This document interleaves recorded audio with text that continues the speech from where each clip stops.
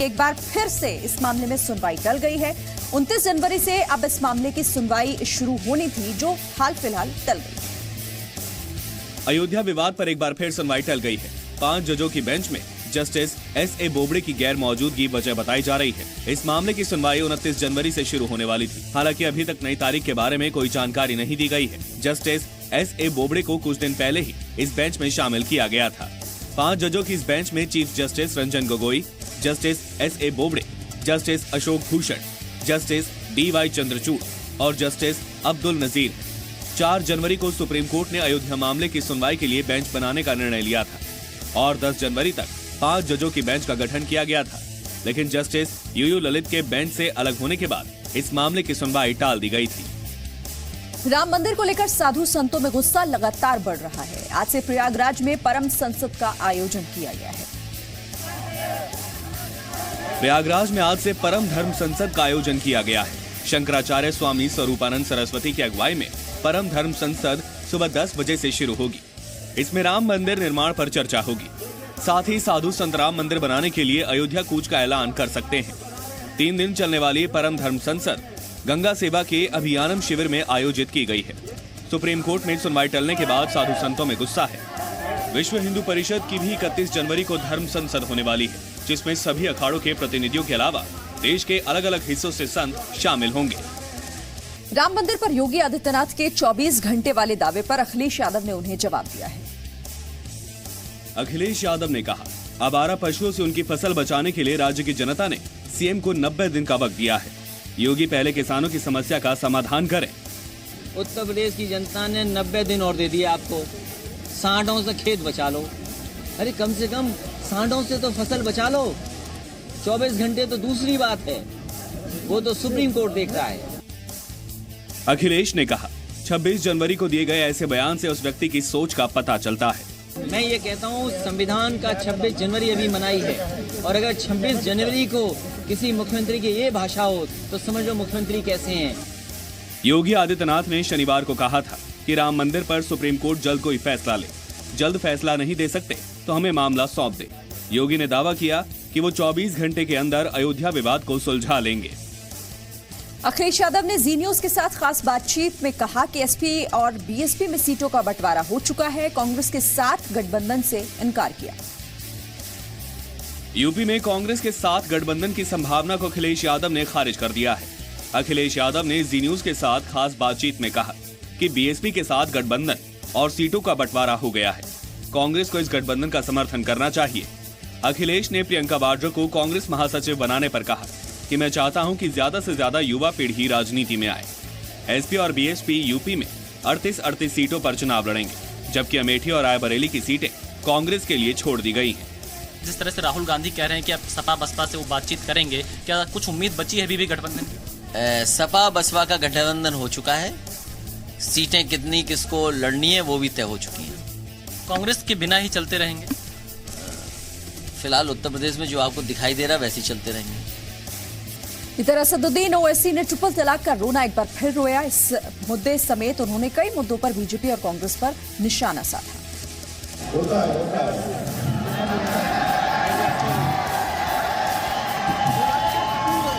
जब पापियों का, जालिमों का जिक्र करेंगे तो ऐसा ही करें। ओवैसी ने कुछ इसी अंदाज में भाषण की शुरुआत की। असदुद्दीन ओवैसी महाराष्ट्र के कल्याण में थे। प्रकाश अंबेडकर के लिए वोट मांग रहे थे। उन्होंने कहा, एक बार बीजेपी और कांग्रेस को भूलकर वोट दीजिए। ट्रिपल तलाक बिल का मुद्दा भी उठाया। कहा, मुस्लिमों और हिंदुओं के लिए अलग अलग प्रावधान क्यों? हिंदुस्तान की पार्लियामेंट में खड़े होकर मैंने कहा ट्रिपल तलाक के मसले में कि यकीनन हिंदुस्तान में जो 24 लाख हिंदू हमारी शादीशुदा बहनें हैं, जो शादीशुदा है मगर अपने मर्द के साथ नहीं है। इधर केरल के त्रिशूर में पीएम मोदी ने एक रैली को संबोधित किया और पीएम ने ईवीएम पर सवाल उठाने वालों को जवाब भी दिया। केरल के त्रिशूर में पीएम नरेंद्र मोदी ने पूर्व केंद्रीय मंत्री कपिल सिब्बल के बहाने कांग्रेस पर हमला बोला।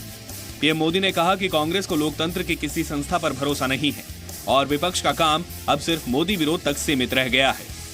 Be it the Congress or the Communists, have zero regard for any institutions. केंद्रीय मंत्री नितिन गडकरी ने मुंबई में कहा कि जनता को सपने दिखाने वाले नेता पसंद नहीं है और जो वादा किया उसे पूरा करना चाहिए। केंद्रीय सड़क परिवहन मंत्री नितिन गडकरी ने मुंबई में एक कार्यक्रम के दौरान वादा खिलाफी करने वाले नेताओं को आड़े हाथों लिया। गडकरी ने कहा कि सपने वही दिखाने चाहिए जिसे पूरा कर सके, वरना जनता उनकी पिटाई भी करती है।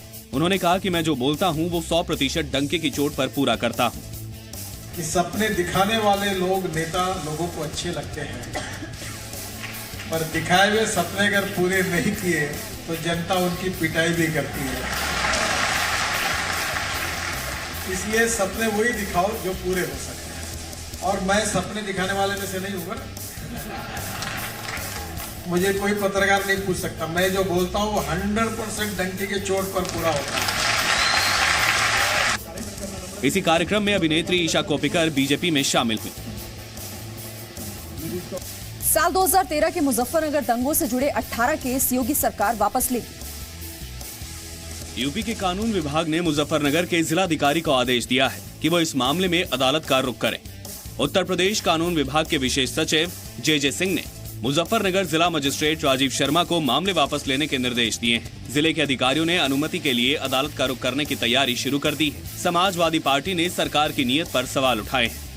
मैं सरकार से कहना चाहता हूं, आपकी नीयत साफ है तो केसेस चलने दीजिए, और आप तो ठोकर नीति आपने अपना रखी है, उस पर अमल तो कीजिए। कम से कम अपराधियों को बचाने की कोशिश अगर कोई कर रहा है तो भारतीय जनता पार्टी कर रही है। भारतीय जनता पार्टी अपने लोगों को बचाने की पूरी कोशिश के तहत केसेस कोर्ट से विड्रॉ कर रही है।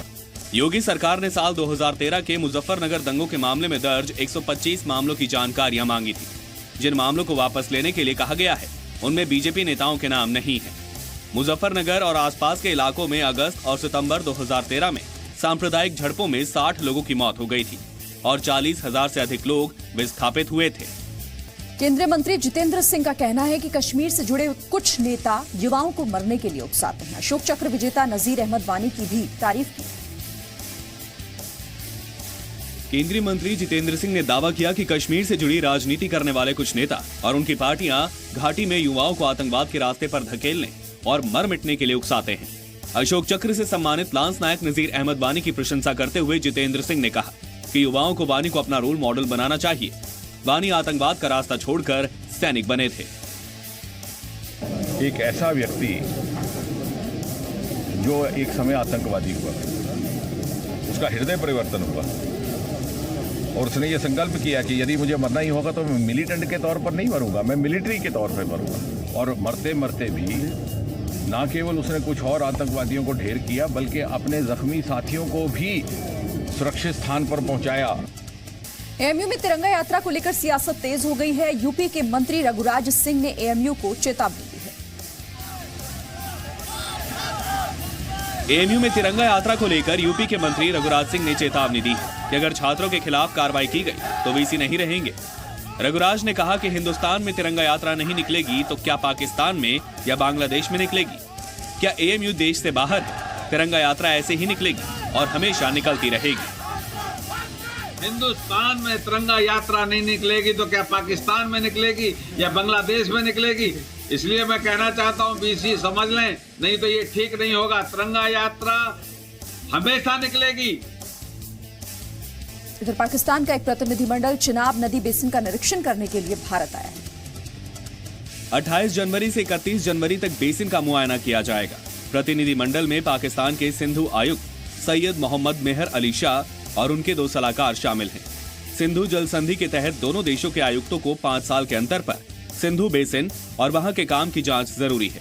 संधि होने के बाद से दोनों देशों के आयुक्त 118 बार दौरा कर चुके हैं, लेकिन 2015 से आयुक्तों का दौरा नहीं हुआ था। पाकिस्तान के बाद भारत का प्रतिनिधिमंडल भी सिंधु बेसिन का दौरा करेगा, लेकिन इसकी तारीख अभी तय नहीं है।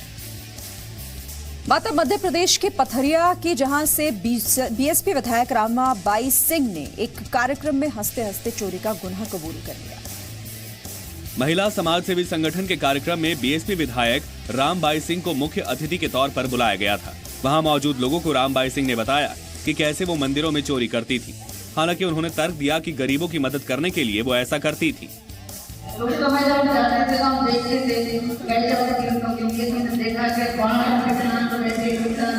देखा सरोजनी अटक ने जवाब दी तो हम हर दिन मंदिर में चोरी करके बाहर देते थे। और पीएम मोदी को मिले उपहारों की नीलामी का आज आखिरी दिन है। इसके बाद 29 से 31 जनवरी तक ई ऑक्शन होगा। पहले दिन छत्रपति शिवाजी महाराज की प्रतिमा 22,000 में बिकी। इसका बेस प्राइस 1,000 रुपए था। रविवार को गौतम बुद्ध की प्रतिमा, पीएम मोदी की फोटो और पोर्ट्रेट्स, महात्मा विश्वेश्वरा और स्वामी विवेकानंद की प्रतिमा और सिल्वर कोटेड शिवलिंग की बोली काफी ऊंची रही। National gallery of modern art, जहां ये नीलामी हो रही है, उनकी तरफ से कल की कुल नीलामी की राशि नहीं बताई गई है। आज इसकी जानकारी दी जाएगी। इकलौते gold coated gift Radha Krishna की मूर्तियों का बेस प्राइस 20,000 रुपए रखा गया, जबकि सबसे ज्यादा बेस प्राइस 30,000 रुपए 2 किलो 220 ग्राम की सिल्वर प्लेट का रखा गया है। राजस्थान में स्वाइन फ्लू लगातार पैर पसार रहा है। अब तक 72 लोगों की मौत हो चुकी है। राजस्थान में स्वाइन फ्लू से मरने वालों की संख्या 72 हो गई है। 1 जनवरी से 27 जनवरी के बीच स्वाइन फ्लू के 1,856 मामले पॉजिटिव पाए गए। पिछले 2 दिन में स्वाइन फ्लू से 8 और मौतें होने के बाद आंकड़ा 72 तक पहुंच गया। प्रभावित जिलों में जयपुर समेत जोधपुर, उदयपुर, बीकानेर, कोटा, सीकर, झुंझुनू, नागौर, पाली, जैसलमेर शामिल हैं। उदयपुर में 2 दिन पहले ही एक व्यक्ति की स्वाइन फ्लू की वजह से मौत हुई थी। फिल्मोरी का एक डायलॉग काफी मशहूर हो रहा है। इसका क्रेज ऐसा है कि प्रधानमंत्री से लेकर रक्षा मंत्री तक सभी इसे दोहराते दिख रहे हैं। 2 तस्वीरें आपकी स्क्रीन पर हैं। एक पूर्व रक्षा मंत्री मनोहर पर्रिकर और दूसरी तस्वीर में मौजूदा रक्षा मंत्री निर्मला सीतारमण है। लेकिन दोनों की भावना एक जैसी, जोश भी एक जैसा और शब्द भी एक जैसे। How is the Josh? How is the Josh? So I will transfer my Josh to you and sit here and speak few words. How's the Josh? How's the Josh? Film Uri the surgical strike का ये dialogue सबकी जुबान पर है। मनोहर पर्रिकर तो surgical strike के वक्त देश के रक्षा मंत्री थे। कल पणजी में अटल सेतु के उद्घाटन के वक्त उन्होंने ये डायलॉग बोला। तो निर्मला सीतारमण ने बेंगलुरु में पूर्व सैनिकों के साथ पहले फिल्म देखी। जोश के बारे में पूछा तो जवाब मिला, हाई मैन। कुछ दिन पहले पीएम मोदी ने भी इस डायलॉग का इस्तेमाल अपने संबोधन के दौरान किया था। हाउ इज द जोश?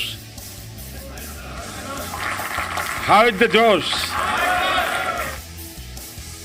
हवा से बातें करने वाली स्वदेशी T18 ट्रेन का नामकरण हो गया है। भारत में बनी हाई स्पीड ट्रेन T18 को वंदे भारत एक्सप्रेस नाम दिया गया है। रविवार को रेल मंत्री पीयूष गोयल ने इसकी घोषणा की। चेन्नई की इंटीग्रल कोच फैक्ट्री में बनाई गई ट्रेन दिल्ली वाराणसी के बीच में 160 किलोमीटर प्रति घंटे की रफ्तार से चलाई जानी है। फिलहाल इसकी तारीख तय नहीं है। हमारे भारत के रेल कर्मचारियों ने इसको इंटीग्रेटेड कोच फैक्ट्री चेन्नई में बनाया और ये वंदनीय उपलब्धता को हम वंदे भारत एक्सप्रेस के नाम से दिल्ली से बनारस तक चलाएंगे। और पहाड़ों पर भारी बर्फबारी हो रही है। जहां देखो वहां सफेद चादर ही दिखाई दे रही है, जिसका असर मैदानी इलाकों पर भी पड़ रहा है। चमोली उत्तराखंड, केदारनाथ उत्तराखंड, नैनीताल उत्तराखंड, शिमला हिमाचल प्रदेश, राजौरी जम्मू कश्मीर। पहले पहाड़ों की तस्वीरें आपको दिखाते हैं। उत्तराखंड के चमोली में बीते 6 दिनों से भारी बर्फबारी हो रही है। जोशीमठ और औली में 7 दिन से सूरज ने दर्शन नहीं दिए, तो केदारनाथ में चारों तरफ बस सफेद ही सफेद रंग दिखाई दे रहा है। बर्फीली हवाएं चल रही हैं।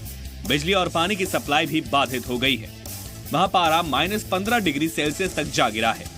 नैनीताल में सैलानी काफी खुश हैं। वहां भी लगातार बर्फबारी हो रही है। शिमला में बर्फबारी और शीतलहर ने लोगों की मुश्किलें बढ़ा दी। बीते 30 घंटों के दौरान तापमान में 6 डिग्री सेल्सियस की गिरावट आई है। जम्मू कश्मीर के राजौरी में बर्फबारी से बंद हुए रास्तों को खोला जा रहा है। वहां भी कई दिनों से बर्फबारी हो रही है। पहाड़ों पर हो रही बर्फबारी ने मैदानों में फिर ठिठुरन बढ़ा दी है। दिल्ली में कल न्यूनतम तापमान 5.2 डिग्री रहा। मौसम विभाग ने आज भी तापमान में गिरावट की भविष्यवाणी की है।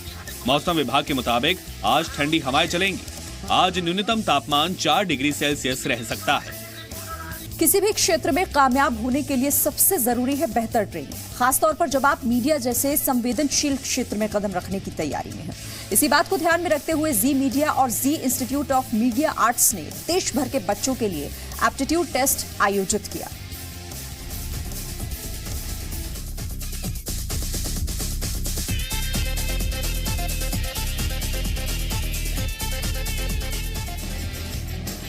जी मीडिया और जी इंस्टीट्यूट ऑफ मीडिया आर्ट्स ने इलेक्ट्रॉनिक मीडिया में दिलचस्पी रखने वाले और पत्रकारिता में करियर बनाने वाले छात्रों के लिए एक विशेष टैलेंट हंट कार्यक्रम आयोजित किया।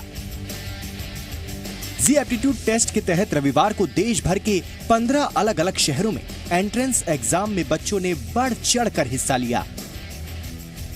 मैंने बहुत रिसर्च करा है बैकग्राउंड में, जी से लेके इंटरनेशनल हिस्ट्री, जो करंट में चल रहा है वो सब मैंने रिसर्च करा है। और फीलिंग्स हैं, एक्साइटमेंट है, होप है और थोड़ा सा डर भी लग रहा है कि सर एक्चुअली जी न्यूज़ की मैं बहुत बड़ी फ़ैन हूँ, स्पेशली सुधीर चौधरी। और प्रेपरेशन के हिसाब से ऐसा कुछ खास प्रेपरेशन नहीं करी except for the current affairs that I often read about. Let's see क्या होता है। Thank you so much. Thank you. जिन शहरों में ये परीक्षा आयोजित की गई उनमें नोएडा, मुंबई, लखनऊ, कोलकाता, जयपुर, हैदराबाद, गुवाहाटी, पणजी, पुणे, वाराणसी, भोपाल, बेंगलुरु, चेन्नई, चंडीगढ़ और श्रीनगर शामिल हैं। तो बेहतरीन एक्सपीरियंस था प्रेजेंटेशन का। और जो सुभाष चंद्र जी जो उन्होंने ये पूरा ग्रुप खड़ा किया है, तो उनकी कुछ बातें ऐसे सुनकर कुछ इंस्पिरेशन मिला और काफ़ी अच्छा था। जीमा जो इंस्टीट्यूट है वो नंबर 1 इंस्टीट्यूट है और वो हमें ऑलराउंडर बनाता है। तो मुझे मेरा जोश और मेरा कॉन्फिडेंस मुझे यहाँ पे लेकर आया। श्रीनगर से लेकर चेन्नई तक बच्चों में जी एप्टीट्यूड टेस्ट को लेकर खासा उत्साह दिखा। इस टैलेंट हंट कार्यक्रम का मकसद पाठ्यक्रम के जरिए बच्चों को मीडिया की बारीकियां सिखाने से लेकर उन्हें एक बेहतरीन मीडिया प्रोफेशनल्स के तौर पर ट्रेन करना है। इसका लक्ष्य खास तौर पर भविष्य के मीडिया फॉर्मेट, मोबाइल जर्नलिज्म और आर्टिफिशियल इंटेलिजेंस को लेकर बच्चों को ट्रेनिंग देना है। जी एप्टीट्यूड टेस्ट की लिखित परीक्षा में चुने गए छात्रों को जी इंस्टीट्यूट ऑफ मीडिया आर्ट्स यानी जीमा में मल्टी फॉर्मेट और मल्टीलिंगुअल स्किल डेवलपमेंट की ट्रेनिंग दी जाएगी। मुंबई से राजीव रंजन सिंह के साथ वरुण भसिन, जी मीडिया, नोएडा।